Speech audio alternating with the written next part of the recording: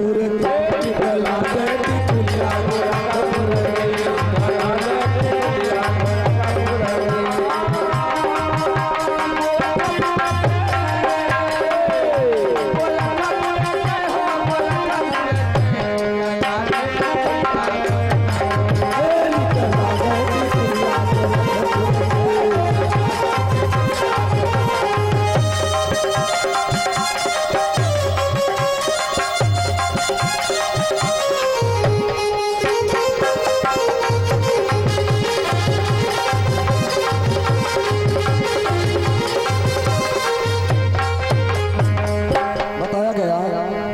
निकला के टिकुलिया गोरखपुर के टिकुलिया गोरखपुर के टिकुली मशहूर होते हैं।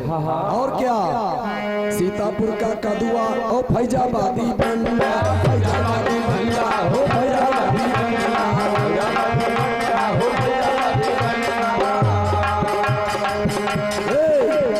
सीतापुर का कदुआ ओ फैजाबादी बंडा फैजाबादी बंडा हो फैजाबादी बंडा फैजाबादी बंडा हो फैजाबादी बंडा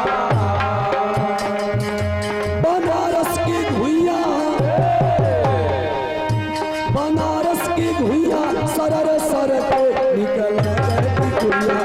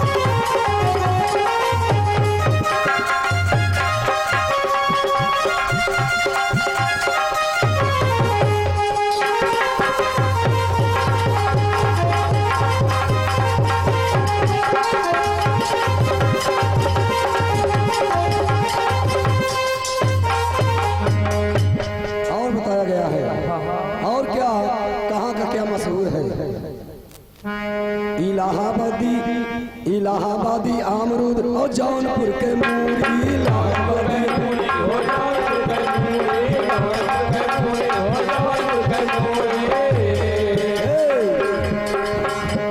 इलाहाबादी अमरूद और जौनपुर के मूरी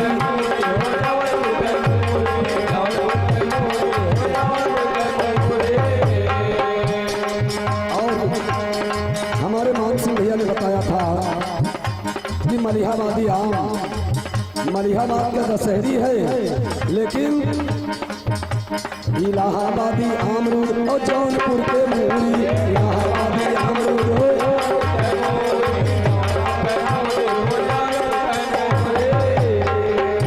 बनारस का और एक चीज बनारस का आम लेंगड़ा महके निकला गए टिकुलिया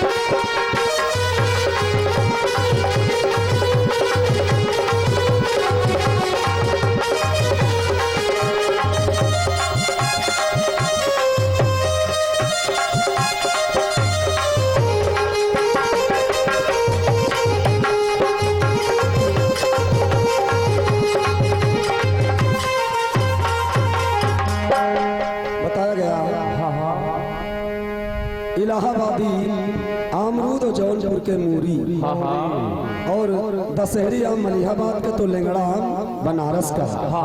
और कभी ने लिखा है अरे अगर आका पेठा बरेली का झुमका, बरेली का झुमका, बरेली का झुमका, बरेली का झुमका, बरेली का झुमका, बरेली का झुमका, बरेली का झुमका, बरेली का झुमका, बरेली का झुमका। अरे लखनऊआ, लखनऊआ लहंगा बहुत चमके, निकला गए बिकुलिया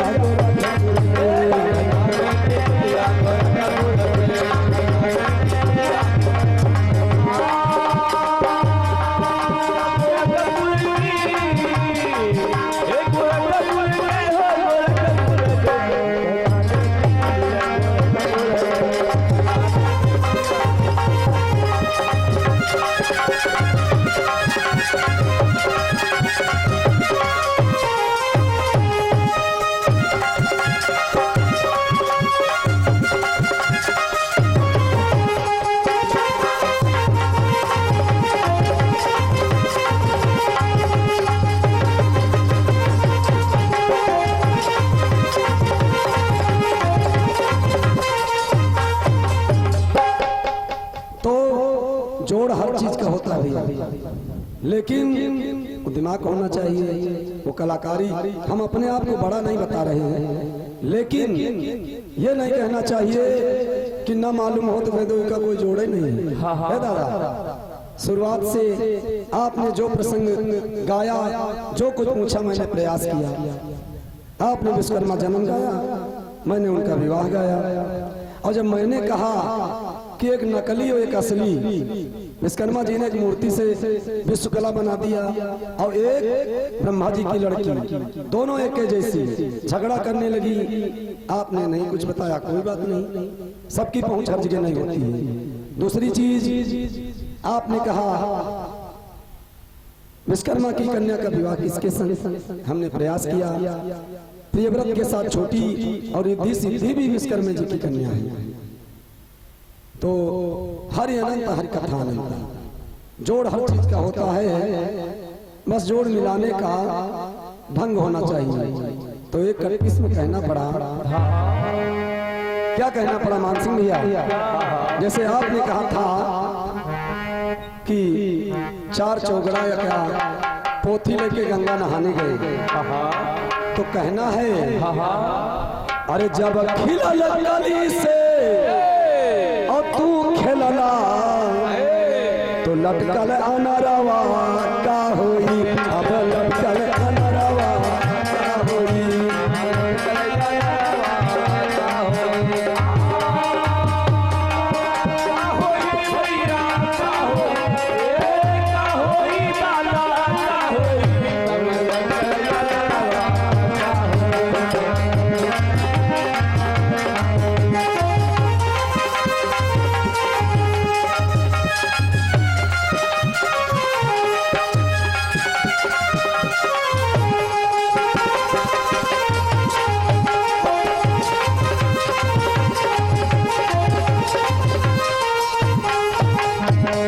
बताया गया जब खिलल कली से, यानी खिली कली से तू खेलला तो लटकल नरवा का होई।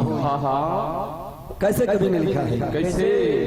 सुनिए सज्जन गुरुजन श्रीमन ये दुनिया सारी मतलब की, और जब चपकल कजरवा और तू पोछला तब बहता कजरवा का होई, तब बहता कजरवा का होई, बहता कजरवा का होई।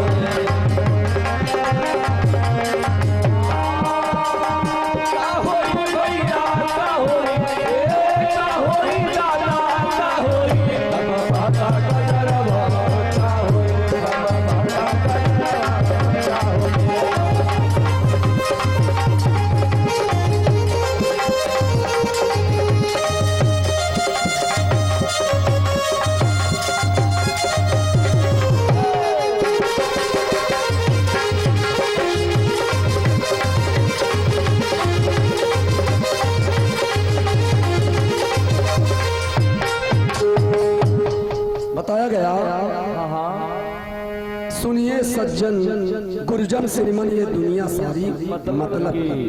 और जब चपकल कजरवा लाग वाला काजल अगर कोई पूछता है तो बहता कजरवा का हो। और लिखा कभी नहीं कैसे गईले पहिल पहिल ससुरारी में साली से हंसी हंसी बतियौला और सरहज से लहरिया और तू लुटला साले का लहरवा साले का लहरवा का होई।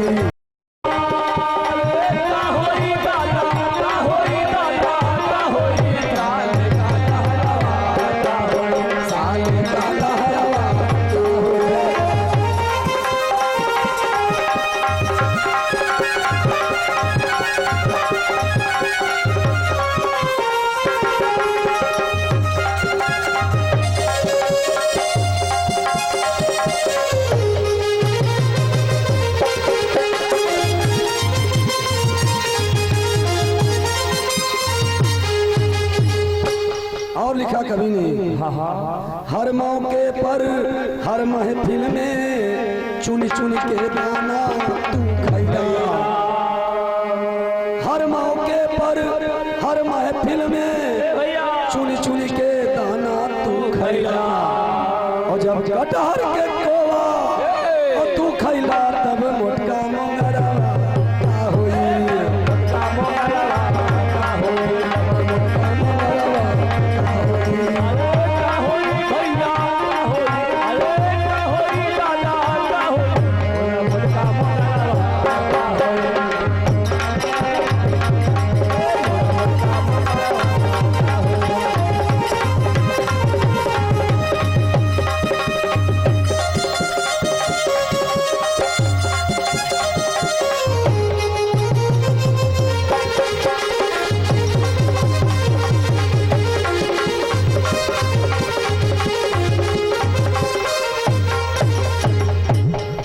और बताया गया अंतिम में अफसोस वाले सर यादों को और गाते हैं रामू महफिल में। और जब फिल्मी गजल के और तू गई बा मोरा बिरहा का हरवा का होई। बिरहा का हरवा का होई।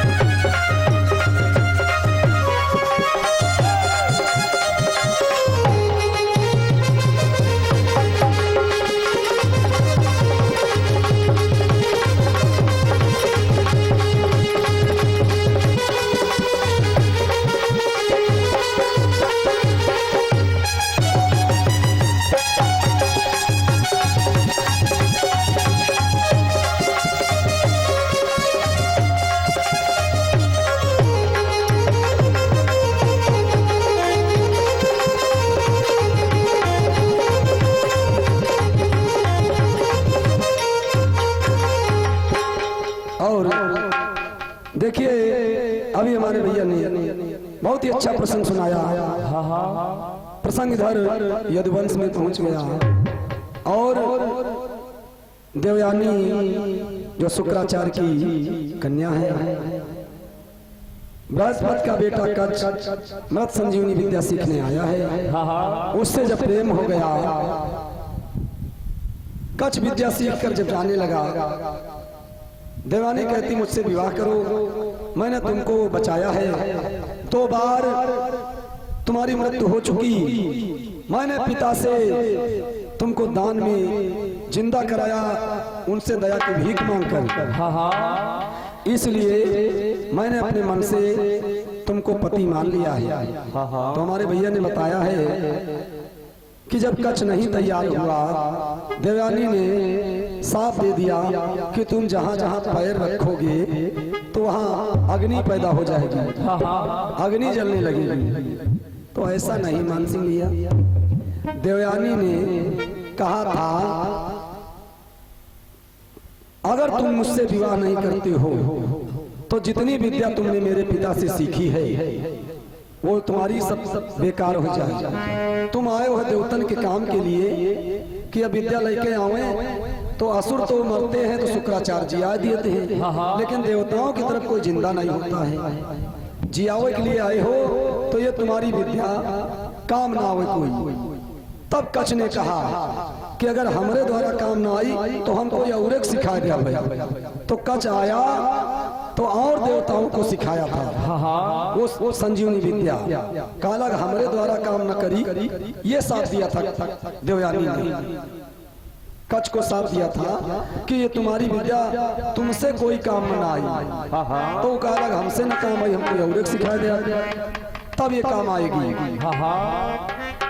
तो कहना पड़ा हाय अरे हमसे चली है को और नादानी रजऊ, और आज देखब हम तो तोहरी पहिलवानी रजऊ। आज देखब हम तो तोहरी पहिलवानी रजऊ।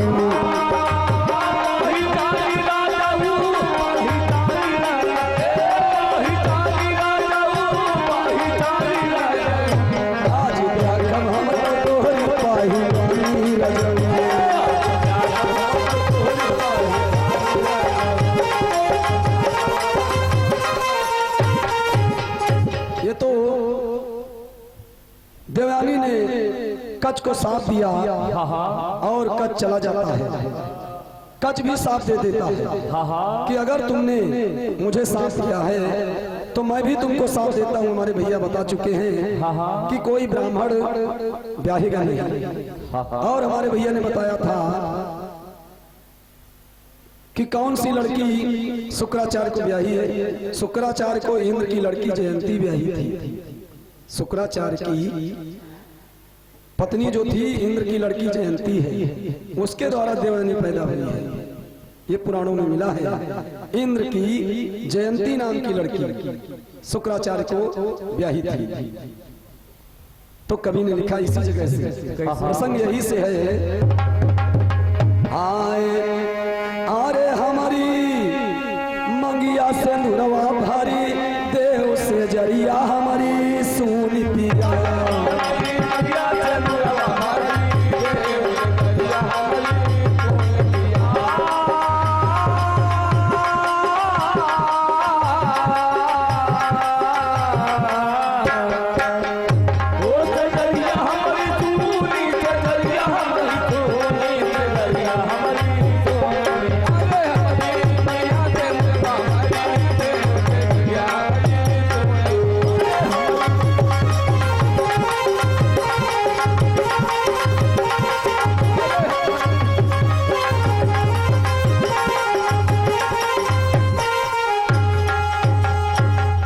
बताया गया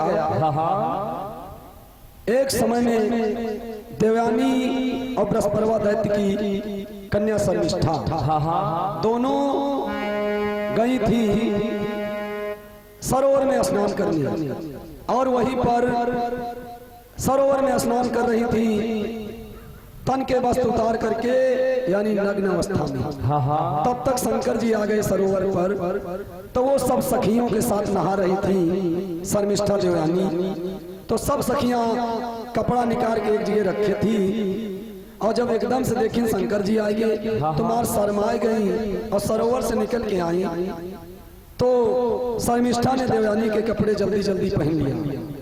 तो शर्मिष्ठा के ऊपर देवयानी नाराज हुई कि मैं ब्राह्मण की कन्या हूँ और तुम एक दैत्य की कन्या, तुमने मेरे कपड़े पहनकर मेरा अपमान कर दिया है। तो शर्मिष्ठा को बुरा लगा कि मैंने कपड़े पहन लिए, तुम इतना नाराज हो, और तुम्हारे बाप शुक्राचार्य हमरन घर का नमक खा रहे हैं, हमारे घर में सुबह शाम भोजन कर रहे हैं, और तुम्हारे कपड़ा हम केवल भूल से पहन ले तो तुम इतना नाराज हो। और इसी बात पे जब विवाद हो गया तो शर्मिष्ठा दैत्य की लड़की है, उसके साथ में और सहेली है, और देवयानी अकेली है इकलौती। इसलिए शर्मिष्ठा ने सखियों के साथ मिलकर उसको कुआं में डाल दिया। कुआं में जब डाल दिया तो उसी समय राजा ययाति शिकार खेलने आए और शर्मिष्ठा अपनी सखियों के साथ लौट आई अपने घर। देवयानी कुआं में पड़ी है। राजा ययाति को जब प्यास लगी तो होता क्या है, खेलन है तो शिकार ययाति बन का जब जाई, लागी जोर प्यास कुआं पर पहुंचे जब प्यास लगी पानी की तलाश में उसी कुआं पर पहुंचे जिसमें देवयानी पड़ी थी। और कुआं में जब झांक के देखे कि पानी है कि नहीं है तो पानी की जगह वही वस्त्रों से ही एक कन्या पड़ी है। तो नंगी पड़ी कुआं के अंदर राजा करे विचार, नंगी पड़ी कुआं के अंदर राजा करे विचार।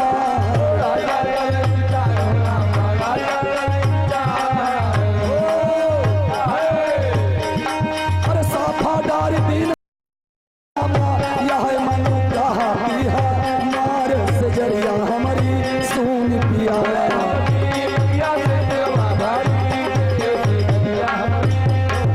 अरे हमारी मंगिया से भारी देव से जरिया हमारी सुन पिया।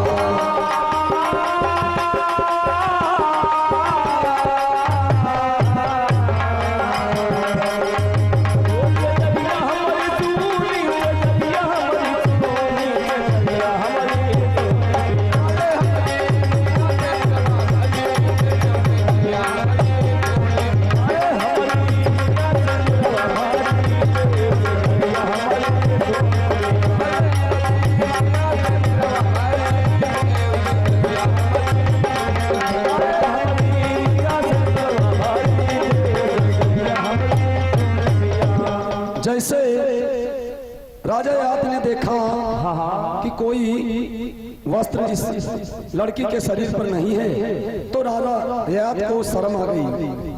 उन्होंने जो साफा बांधे रहा दादा वही खोल के डाल दिया और कहा अपना शरीर पहले ढको। अपने शरीर को ढका और बांह पकड़ करके जब ऊपर निकाल लिए और राजा ययाति निकाल के जाने लगे तो शुक्राचार्य की कन्या देवयानी कहती है कि राजन आपने मेरी बांह पकड़ी है, अब ऐसा करो कोई और हमारी बांह न पकड़े पावे। तो राजा ययाति ने पूछा तुम कौन हो? तो उस कन्या ने कहा मैं शुक्राचार्य ब्राह्मण की कन्या हूँ।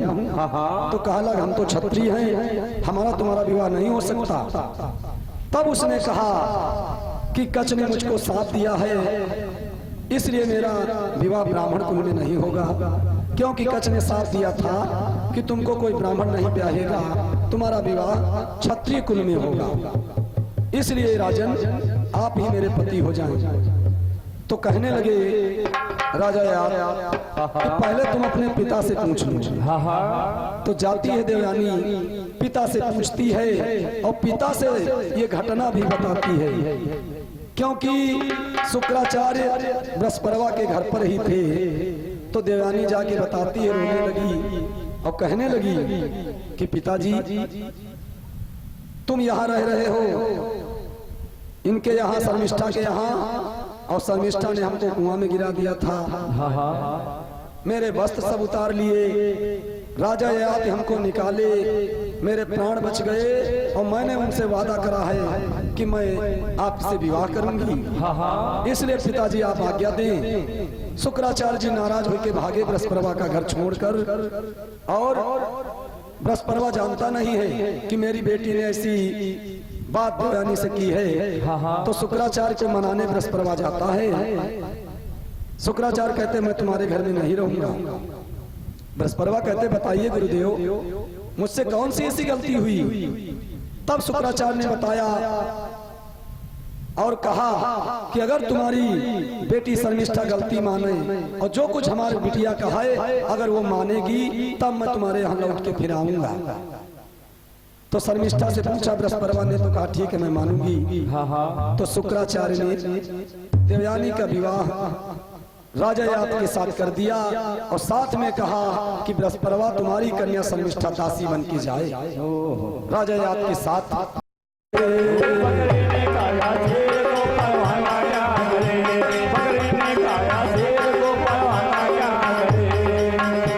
बकरे ने खाया शेर को परवाना क्या करे,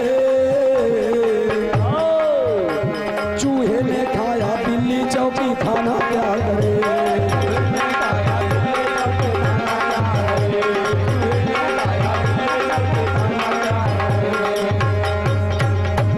चूहे ने खाया बिल्ली चौकी थाना क्या करे,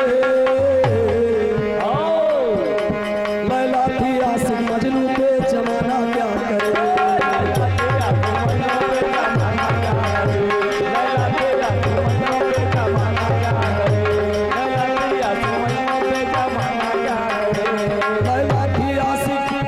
लैला थी आशिक मजनू पे जमाना क्या करे, रांझे पर आशिक ही रहुई मर्दाना क्या करे।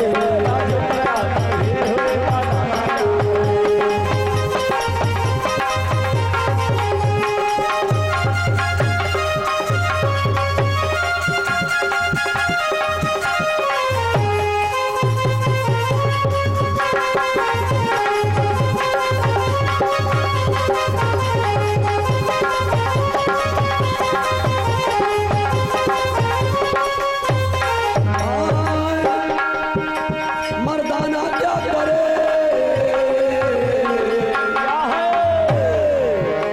तो बैठी पंजा बैठी पंजा मलय बिलरिया मुसरी बिलमा दूसरी बैठी पंजा मलय बिलरिया